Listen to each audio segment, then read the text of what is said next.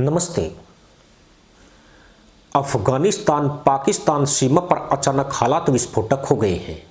26 फरवरी को जो कुछ हुआ उसने पूरे दक्षिण एशिया की धड़कनें तेज कर दी है।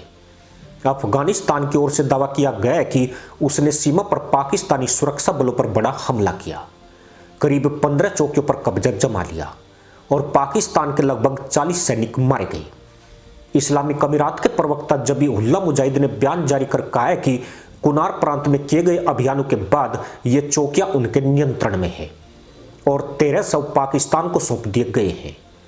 दूसरी तरफ से पाकिस्तान की ओर से इन दावों पर तीखी प्रतिक्रिया आई है।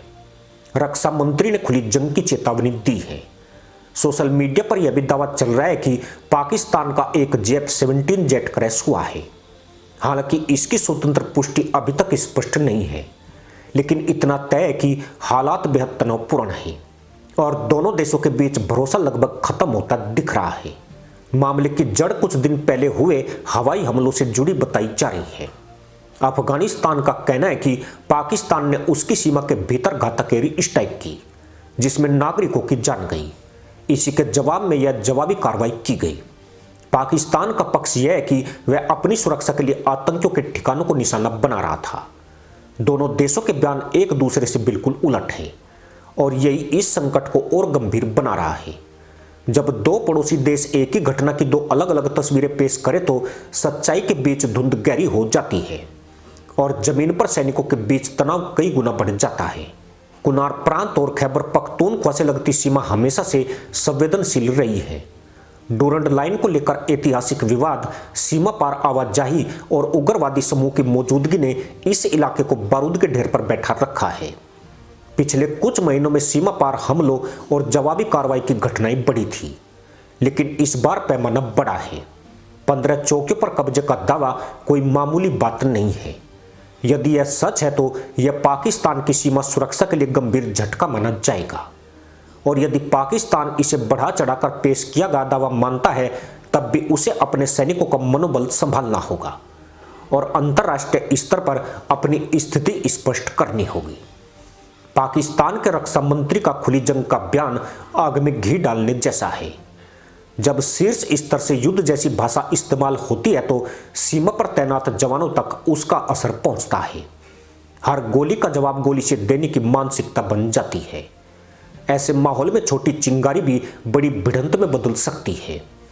पाकिस्तान पहले आर्थिक संकट, राजनीतिक अस्थिरता और आतंकी हमलों की चुनौती झेल रहा है।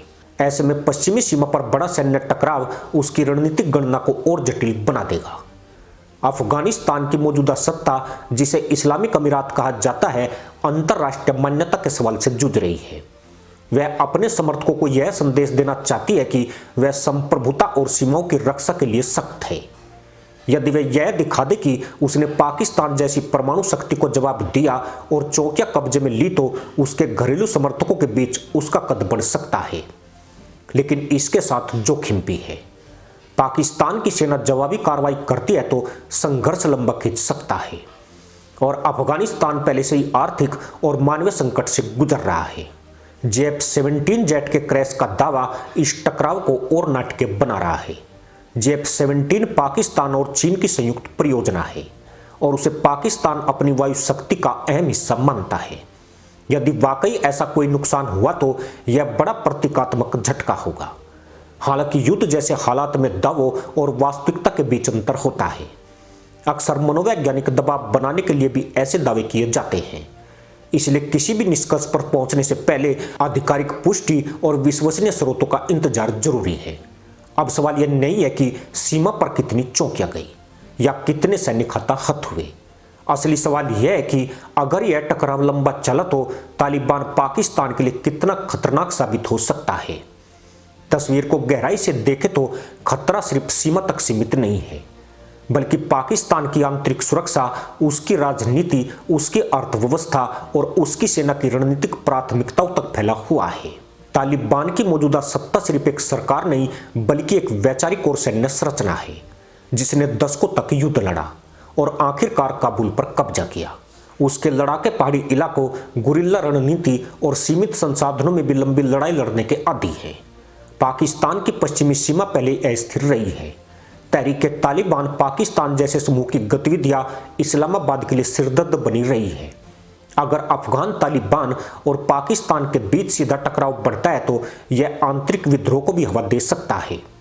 सीमावर्ती इलाकों में पहले से मौजूद असंतोष और उग्रवाद को नई ऊर्जा मिल सकती है। पाकिस्तान की सेना को दो मोर्चों की चुनौती का खतरा दिखने लगेगा। एक तरफ सीमा पार अफगानिस्तान से संभावित हमले, दूसरी तरफ भीतर सक्रिय उग्रवादी समूह। इससे संसाधनों पर दबाव बढ़ेगा। आर्थिक संकट से जूझ रहे पाकिस्तान के लिए लंबा सैन्य अभियान बेहद महंगा साबित हो सकता है। विदेशी निवेश पहले अनिश्चितता से घबराया हुआ है। यदि युद्ध जैसे हालात बने तो पूंजी का पलायन और तेज हो सकता है। मुद्रा पर दबाव बढ़ेगा, महंगाई और ऊपर जा सकती है। तालिबान की ताकत सिर्फ बंदूकों में नहीं बल्कि उसकी मनोवैज्ञानिक रणनीति में भी है।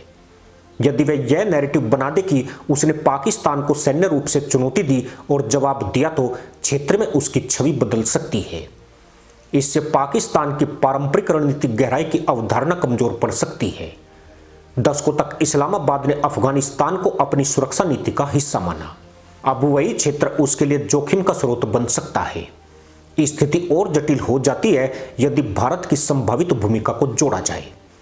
भारत और अफगानिस्तान के बीच ऐतिहासिक रूप से विकास सहयोग, बुनियादी ढांचा परियोजनाएं और मानवीय सहायता का रिश्ता रहा है। अगर भारत खुलकर अफगानिस्तान के समर्थन में आता है, चाहे वह कूटनीतिक मंच पर हो, आर्थिक सहायता के रूप में हो या अंतर्राष्ट्रीय दबाव बनाने के जरिए हो, तो पाकिस्तान के लिए यह दोहरा दबाव होगा। उसे पश्चिम में सैन्य तनाव और पूर्व में रणनीतिक प्रतिस्पर्धा का सामना करना पड़ेगा। यदि भारत मानवीय सहायता, पुनर्निर्माण परियोजनाओं या सुरक्षा सहयोग को बढ़ाता है तो यह काबुल की स्थिति को मजबूत कर सकता है। पाकिस्तान इसे अपने खिलाफ घेराबंदी के रूप में देख सकता है। इससे उसकी सुरक्षा सोच और कठोर हो सकती है। सीमा पर सैनिकों की तैनाती बढ़ सकती है, बयानबाजी तेज हो सकती है। लेकिन इस पूरी तस्वीर में सबसे अहम बात यह है कि कोई भी सीधा सैन्य हस्तक्षेप पूरे क्षेत्र को अस्थिर कर सकता है। दक्षिण एशिया पहले परमाणु हथियारों से लैस दो देशों के बीच के तनाव का इतिहास देख चुका है। ऐसे में एक और सक्रिय मोर्चा खुलना गंभीर जोखिम लेकर आएगा। भारत के लिए भी फैसला आसान नहीं होगा। उसे संतुलन साधना होगा। एक तरफ क्षेत्रीय स्थिरता, दूसरी तरफ अपनी सुरक्षा चिंताएं। यदि वह कूटनीतिक और मानवीय स्तर तक सीमित रहता है तो वह अंतर्राष्ट्रीय मंच पर नैतिक बढ़त ले सकता है। लेकिन यदि हालात बेकाबू होते हैं और सीमा पार उग्रवाद या क्षेत्रीय अस्थिरता भारत को सीधे प्रभावित करने लगती है तो रणनीति बदल भी सकती है, जो पाकिस्तान के लिए बहुत भारी पड़ जाएगी। अंत में तस्वीर साफ है। तालिबान और पाकिस्तान का सीधा टकराव सिर्फ दो देशों का विवाद नहीं रहेगा। यह दक्षिण एशिया की शक्ति संतुलन को बदल सकता है। पाकिस्तान के लिए खतरा सिर्फ सीमावर्ती चौकियों का नहीं है, बल्कि आंतरिक स्थिरता और रणनीतिक दिशा का है। और अगर भारत किसी भी रूप में इस समीकरण में सक्रिय भूमिका निभाता है तो पूरा परिदृश्य और जटिल हो जाएगा। आने वाले दिन तय करेंगे कि यह तनाव सीमित दायरे में सिमटता है या क्षेत्रीय शक्ति संतुलन को हिला देने वाली कहानी में बदल जाता है। पर फिलहाल पाकिस्तान के उधड़ते तयमंद उसकी बेबसी को साबित कर रहे हैं, क्योंकि जिसे उसने चलना सिखाया वही पिछवाड़े पर लात मार रहा है। इसी के साथ अनुमति दोस्तों, जय हिंद, वंदे मातरम।